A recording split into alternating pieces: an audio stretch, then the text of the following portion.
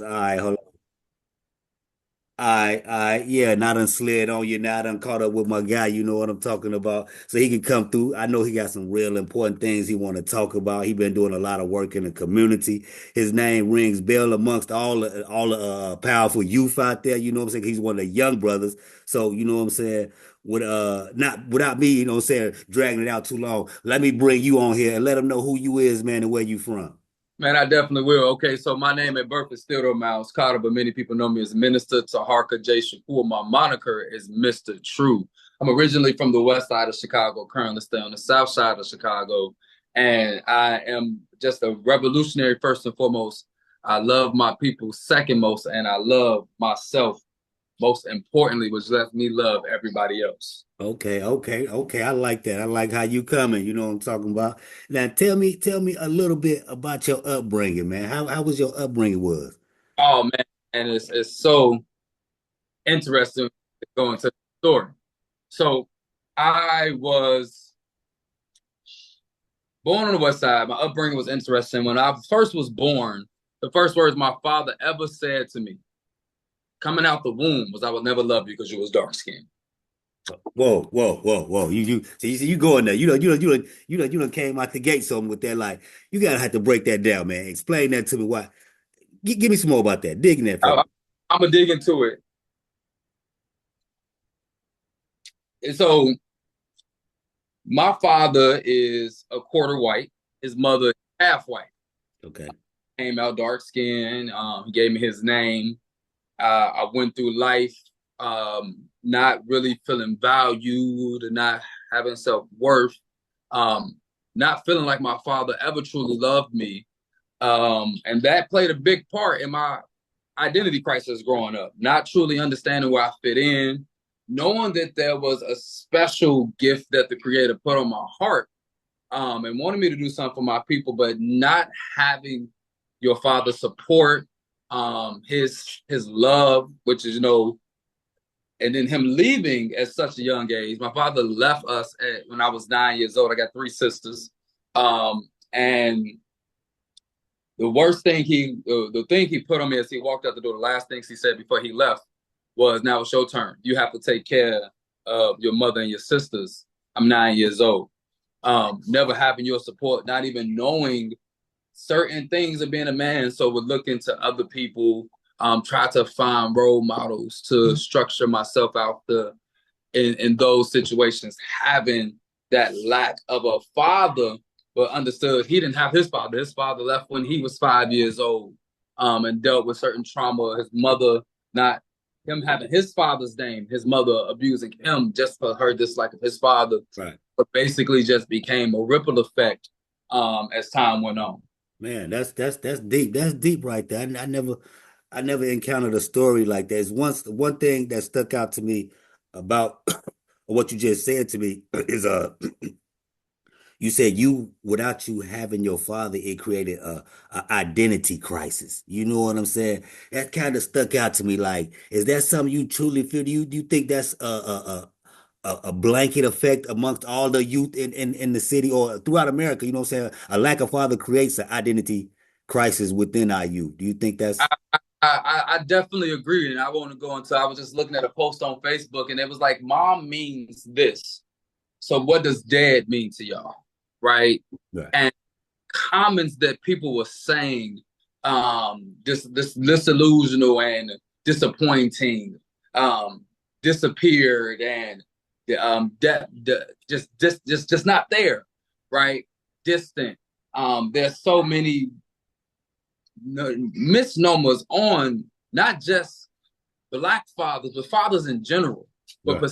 particularly in our community, you see so many, and many of these youth from my generation, there used to be a time where when we got married, we stayed married. We got ancestors and grandfathers and grandmothers who talk about them being together 60, 70 years. We see Right. that in the community. But we know a few generations ago, you got people in that 50, that's 50, 60 years old, been married three, four times. Right. So what happened? We understand that the father being out the household, as many of these are children in the street that's doing the crimes, that's doing the murders. They have no father in the home to discipline them, to give them direction, give them somebody to look up to so they didn't look right to the streets. Right. They those people who didn't have fathers in the home, right?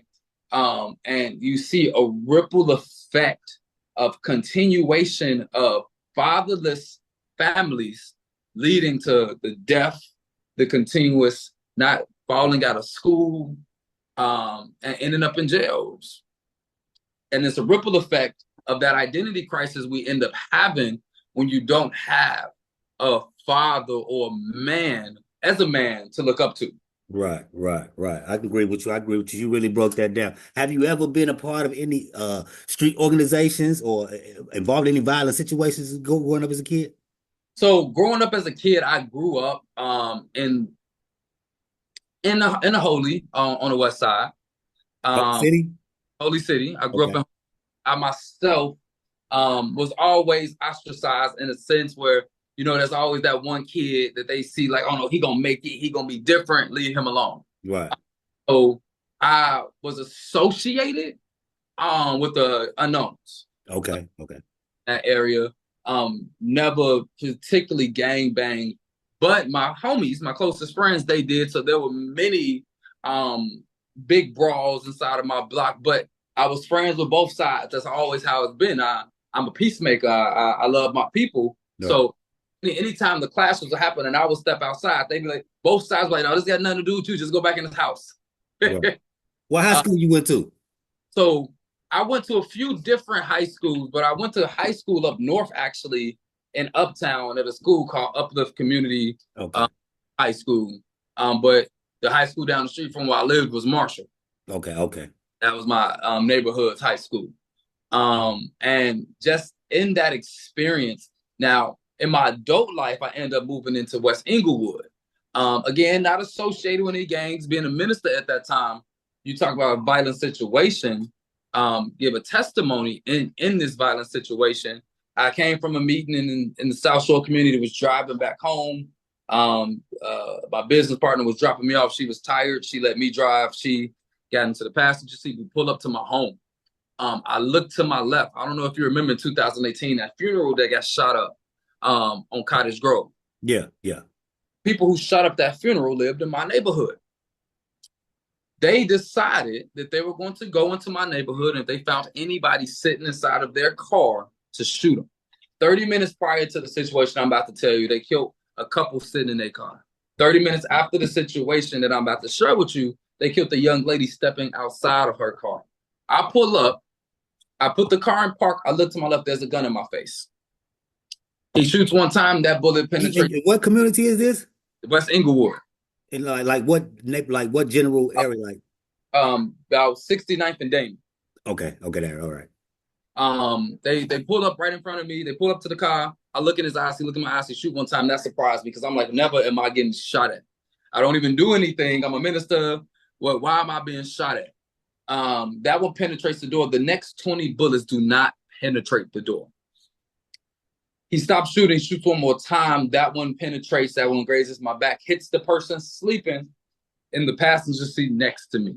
He hears me say, "We just got shot at." Wakes up. And it's like, what do you mean we just got shot at? Because she slept through the whole thing.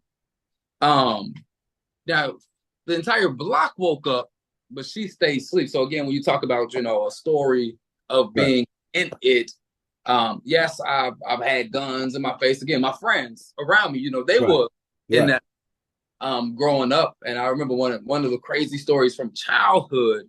And I just threw that testimony out there in that story because again, the car wasn't no bulletproof car. Right. But when I remember being younger and my friend homie asked me, he said, "You ever had a gun to your face?" I said, "No," and I turn around, he has his gun in my face. And in that moment, I realized that even if it's my friend's older brother joking with us, that's not something I truly ever want to deal with. Right. Um, it was at that age where I made a decision. You know what? I've always been a certain way, but I'm going to make sure I change my community where we don't even joke about putting guns in young men's faces Right. them and to get them prepared for the life that you Right. feel to live. Yeah, yeah, that's a deep story right there. Yeah, you definitely got some testimony. Now tell me, would you consider yourself a up and coming leader of the black conscious community? Well, up and coming leader would short sell the work that I've already put into the community and done. But I will say I have stepped out of the forefront Mm, the last 3 years. right, Um, I was like, as you even said, I was a very big name for a while, especially in the pro-black. I was a part of the Black Rider Liberation Party of Panther Formation. I led the Chicago chapter of the New Black Panther Party for a time period. Many times being called the voice of the party, being a young Black nationalist revolutionary, even in the ministry that I was, the youth minister of the Temple of Mercy Association. right. Um, was very involved. But 2 years ago, I had a conversation with the creator and knew that I wasn't walking the path. Um, so when it comes in the Black conscious community, I know that, and I say this so much, and it's not even out of ego, it's me knowing who God is and how he uses me, that I'm the most powerful person in the room now. And it's not because the power that I claim, but it's the power of me knowing this is in you too, and to work to bring that power out of you at this point. So up and coming, I would say, no, I'm here. And looking to make that.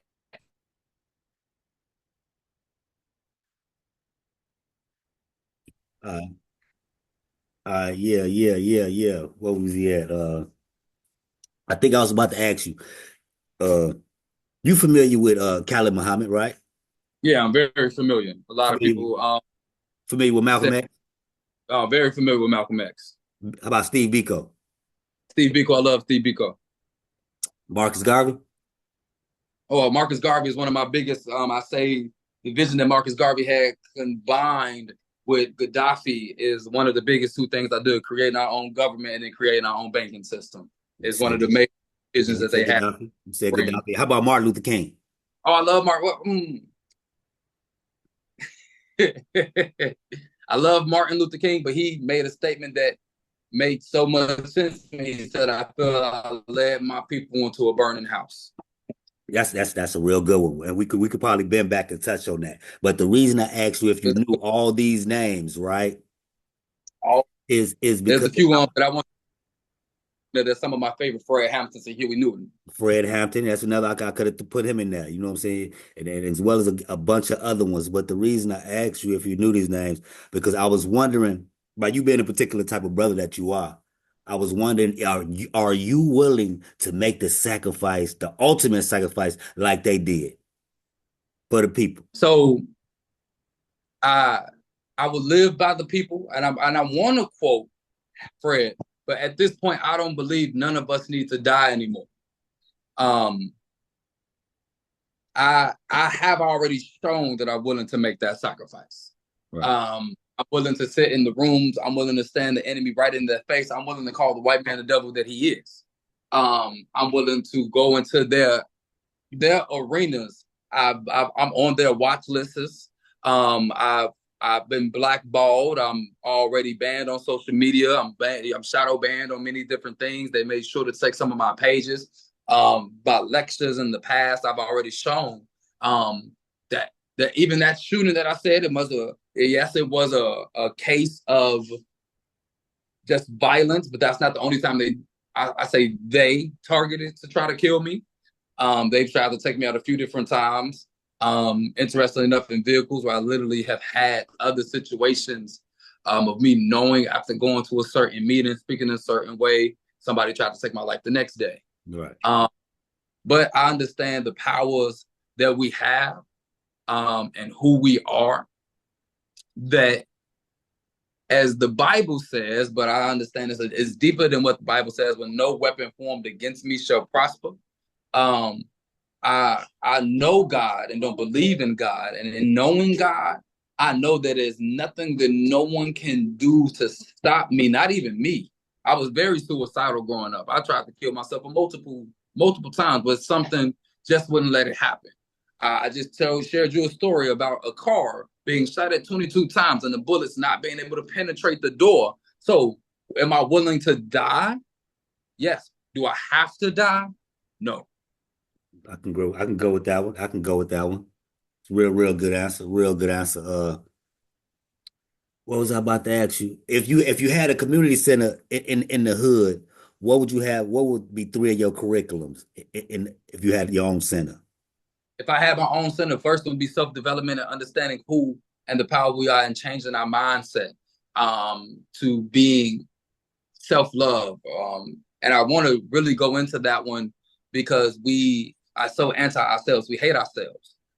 We wouldn't kill each other if we loved ourselves. We don't see each other as our brothers. So that would be the first tenet, first and foremost, if I was to have a community center. Two, it will be the building of an entrepreneur mindset. More than anything, we don't feel that we can dream anymore, that there's many conversations I have with adults in their 30s and 40s who can't tell me what they dreamed about being when they want to grow up. So as I've been talking to youth today, I really tell them, keep dreaming. Whatever it is that you dream and see yourself being, you can achieve it. Keep that going. And then the third will just be health. Right. I'm really big into health. Being in optimum health is something very important to me. Having the proper nutrients and herbs and things that naturally come from the ground to counteract all the fast food in our community, because that's one of the number one killers in our community, our Right. diet. So, main three things: self-development, spirituality, first and foremost, and then that love, that self-love, because I feel like that's very spiritual anyway when you love yourself. Two, financial literacy and entrepreneurship, and then health and wellness. Okay. Okay. Your thoughts on Dr. Sebi? Oh, okay. So Dr. Sebi was man before his time when it came to the things that he done, the impact that he has had on the health community, and being one of the four leaders of health. I know that there's a cure for everything. I know a You lot think of everything he was putting down was truth? He was putting down the every truth. putting down was truth. There is um, there's one thing that I will take deeper. The number one cause of disease is actually our mind first. Mucus is second, but it's our mind. You ever go Okay. to the doctor? You ever go to the doctor? You feeling healthy? And I'll give a personal story. My minister, he's known as the sax preacher. He had sarcoidosis, but he was going to events, doing shows, smoking his sherm. It wasn't until he went to the doctor and they told him he had stage 3 and sarcoidosis where it hit him. How many times people go to the What's that? doctor? Sarcoidosis is the thing that Bernie Mac died from. It is an attack on your lungs. Your lungs just start to deteriorate to a point where they no longer work, and then you just stop breathing and they just collapse. But again, this man was playing saxophone, still doing all these gigs. It wasn't until he walked into the hospital and they told him he had sarcoidosis and showed him the X-rays what affected him. Um, we all hear stories about people going to the hospital extremely healthy, then they're told that there's something wrong. And then now all of the symptoms that the doctor told them they have, now they got them. Right. Or I'll take it to a basic one. When a parent tells a child you're gonna get a cold because you going outside like that, now the child then agrees with the parent that they're going to get a cold, and then they find themselves getting sick. So again, that out 100%, except for there was one thing that he left out, that it starts in the mind. Every disease starts in the mind. Okay. Yeah. Yeah. Yeah. I can go with that. I can roll with that. Let me ask you this: who has done more for the black community, Marcus Garvey or Jesus Christ? Mm. Now, when you say Jesus Christ, are you talking about the biblical character that they talk about in the Bible, Well, you know, religious people or the try to real? play. Well, you know, religious people try to play this game all day long. We all can only be talking about one. We only know of one person. We're not whether you believe him or not, if he's true or not. We only know of the name from one source, a book that's called the Bible. And so I would be referring to the guy that's in the Bible. I don't know any. I never read any other book, any other stone tablet reference that could create any other character named Jesus. Actually, there is no one in the world that can show you a Jesus Christ Nope. in that era because the name didn't even exist. So it would go into what it was. So but back to my original questions, who you think done more for the black Marcus community? Garvey. Okay, all right, all right, all right, all right. We ain't got to prolong that. Okay, For a second, right, because Marcus Garvey was somebody our people could touch. You know what I'm saying? He literally laid a framework for us to be free and created one of the largest organizations that still have an impact today.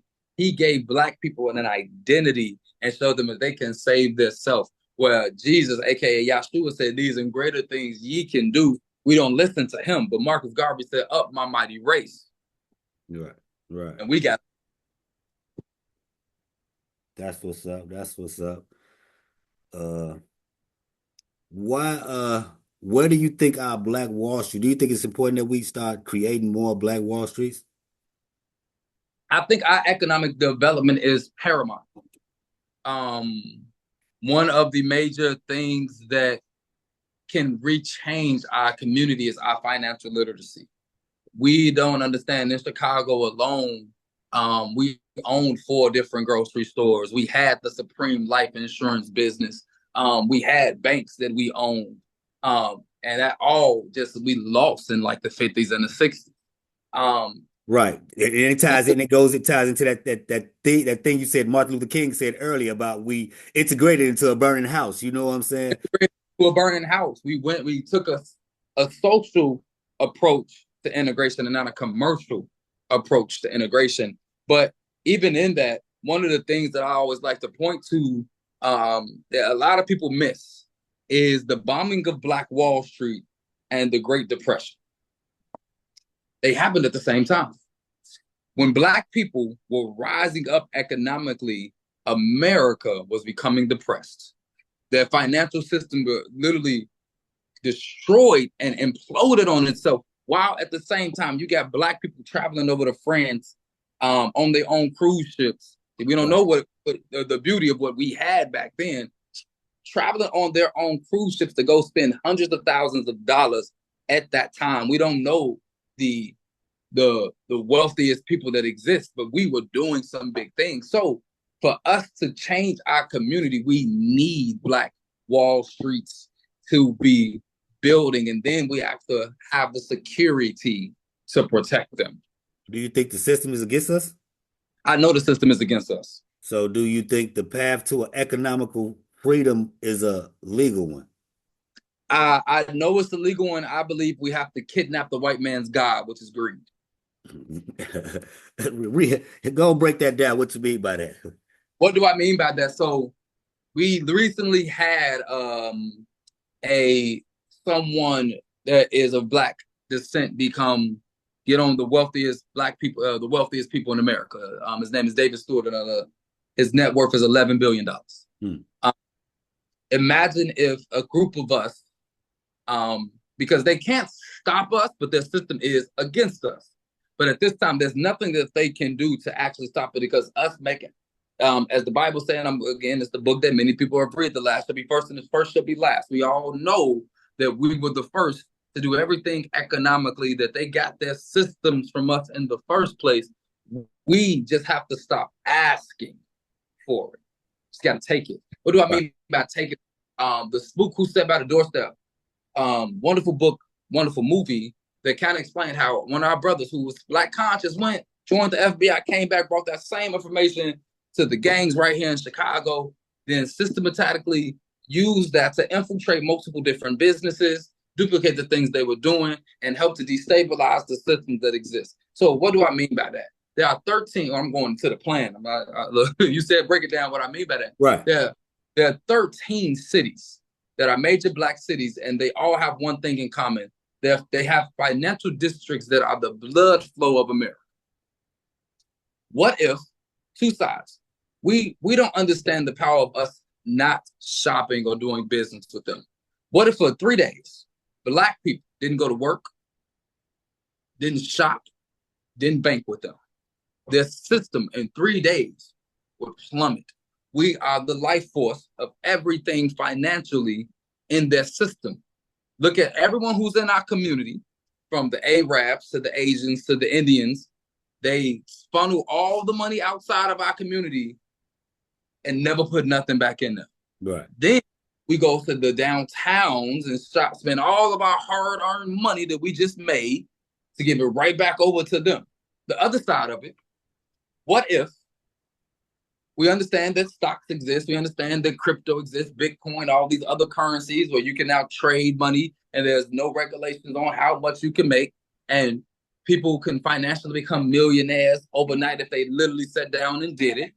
You Right. you take it further, and you have groups of people who are in those same 13 cities financially create millions of dollars each day, where you now are having a system where you're creating trillionaires, billionaires, and millionaires. It don't matter what they do.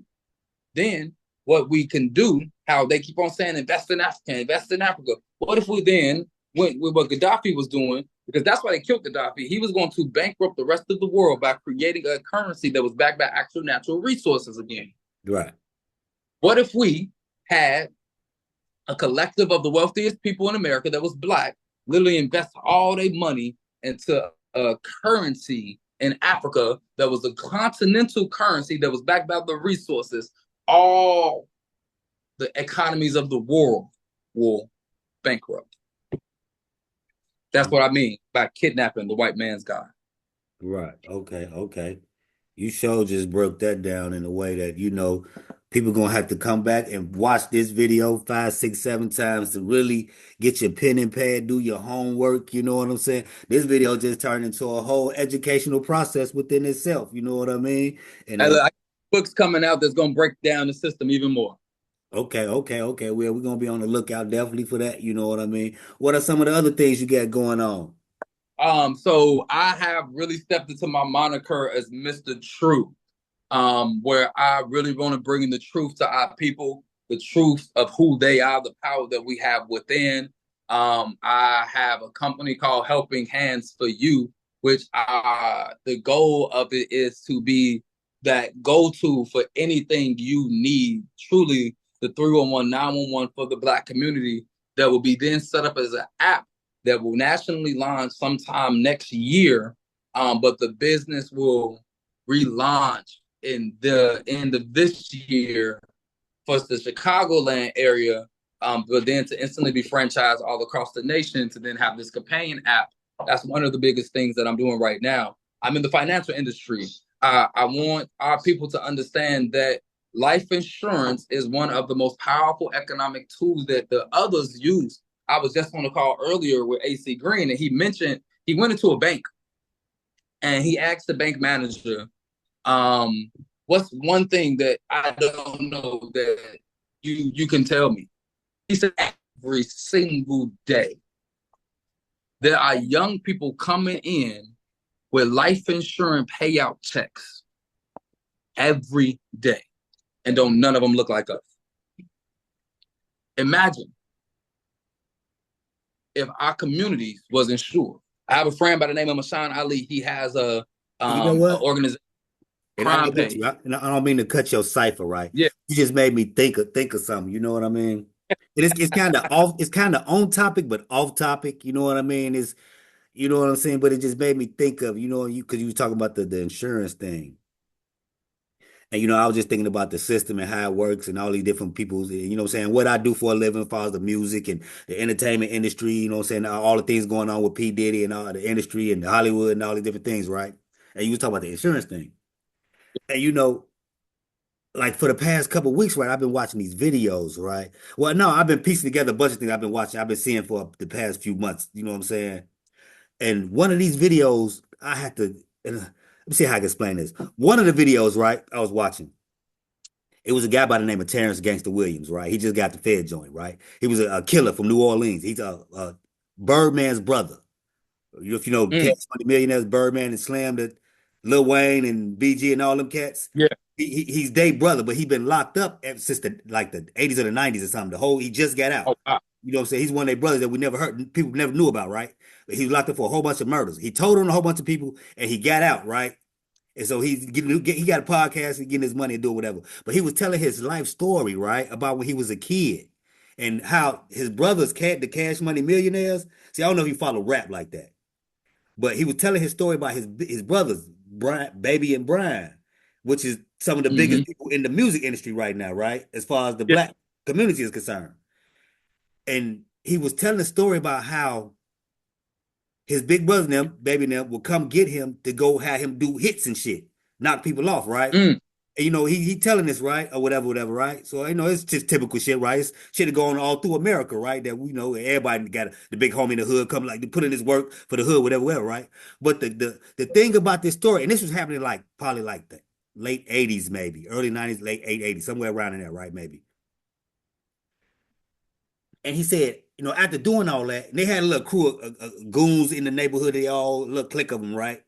But he said the big brother would come to them and made all of them get life insurance policies. He filled out life Mm. insurance policies on all of them.